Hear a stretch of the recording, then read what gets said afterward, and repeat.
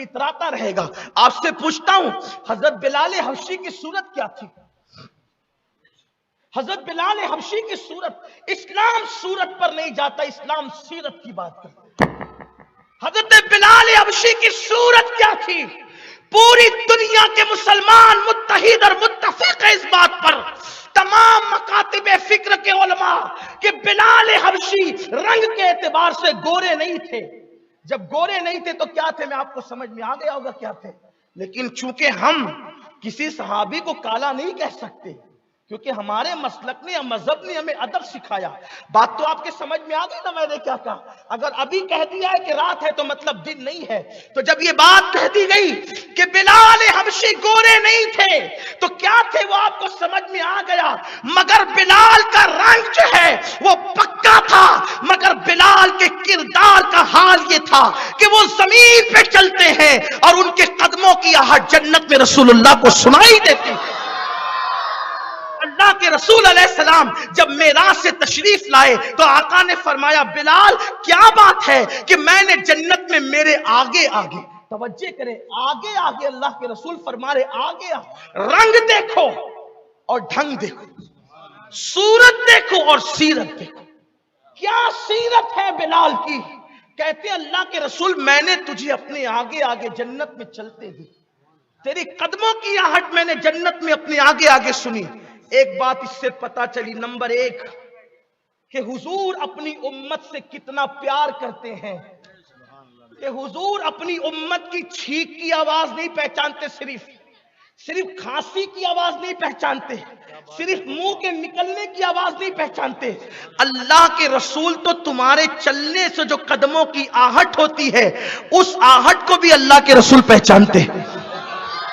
نبی تمہیں کتنا پہچانتے ہیں کہ تمہارے قدموں کی آہٹ کو بھی حضور پہچانتے ہیں۔ حضور جان رہے ہیں کہ یہ ابو بکر کے پیروں کی آواز نہیں ہے، یہ بلال کے پیروں کی آواز ہے۔ جو قدموں کی آہٹ کو پہچانتا ہو کیا وہ چہروں کو نہیں پہچان سکتا؟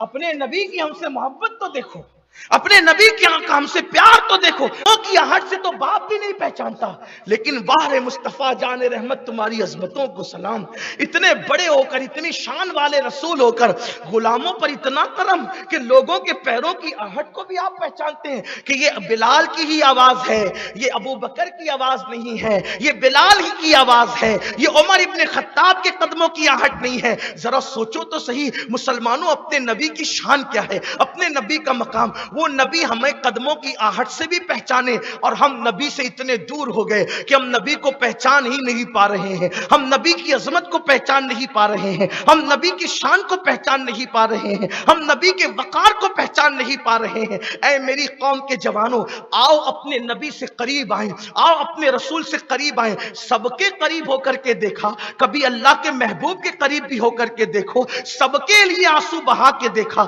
کبھی اللہ کے محبوب کے لیے بھی آنسو بہا کے دیکھو، سب کے زلف و رخسار کی بات کر کے دیکھا، کبھی مصطفیٰ جان رحمت کے زلف و رخسار کی بھی بات کر کے دیکھو۔ لیکن اپنی گفتگو سمیٹتے ہوئے عرض کروں، بات ختم کرتے ہوئے، کہ سوچو بلال حبشی کا رنگ کیا تھا، لیکن کردار اور کیریکٹر کی وجہ سے بلال کے قدموں کی آہٹ جنت میں آگے آگے رسول اللہ کو سنائی دی۔ میرے کریم آقا سے انہوں نے عرض کی، سرکار نے کہا کیا وجہ ہے بلال؟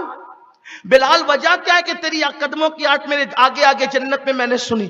عرض کی آقا آپ جانتے ہیں اور آپ کا رب جانتا ہے حقیقت کیا ہے، لیکن مجھے اتنا سمجھتا ہے کہ جس دن سے میں نے اسلام قبول کیا ہے اس دن سے لے کے آج تک کبھی میں بے وضو نہیں رہتا ہوں۔